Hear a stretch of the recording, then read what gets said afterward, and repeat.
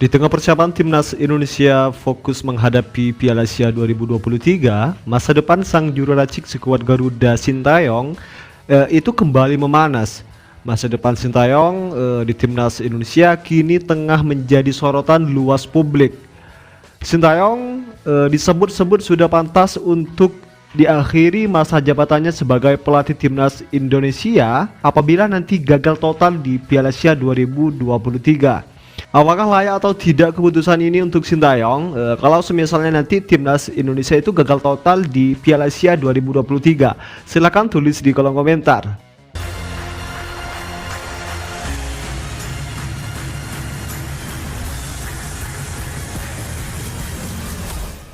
Kritik dan opini pedas itu dilontarkan oleh pengamat sepak bola nasional Tommy Willy atau yang dikenal dengan Bung Toel, atau juga beberapa penggemar atau supporter timnas dan media-media lainnya.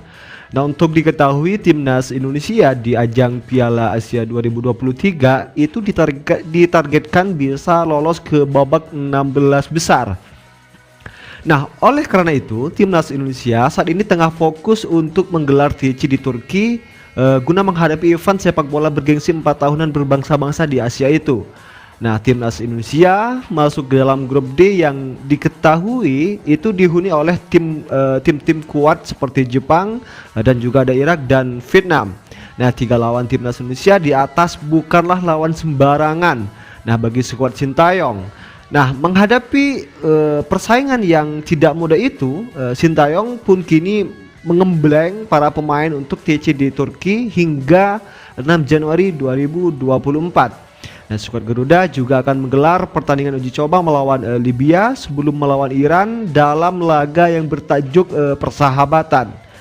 Timnas Indonesia memang dipersiapkan dengan maksimal. Nah, Irak bukan lawan yang baru ya untuk timnas Indonesia sebab mereka telah bertemu di kualifikasi Piala Dunia 2026 zona Asia pada bulan November lalu.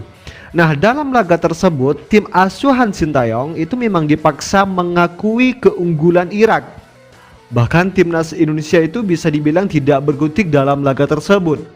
Nah, hal ini karena skuad Garuda itu kalah telak 1-5 dari Irak. Nah, melihat hasil ini itu tidak sedikit pihak yang meragukan Sintayong untuk bisa mewujudkan target PSSI. Bung Toel bahkan menilai Sintayong itu bakal kesulitan menghadapi Irak dan 2 lawan lainnya. Tentu saja ini karena timnas Indonesia ya yang dibayangi 2 hasil menor dalam 2 laga terakhir di kualifikasi Piala Dunia 2026 zona Asia lalu. Nah, dalam ajang itu timnas Indonesia itu tidak hanya menelan kekalahan dari Irak saja ya, namun mereka juga meraih hasil imbang dari Filipina dalam laga yang berlangsung bulan November lalu. Nah, situasi ini yang membuat pengamat yang akrab disapa Bung Toel itu pun meragukan sosok Sintayong.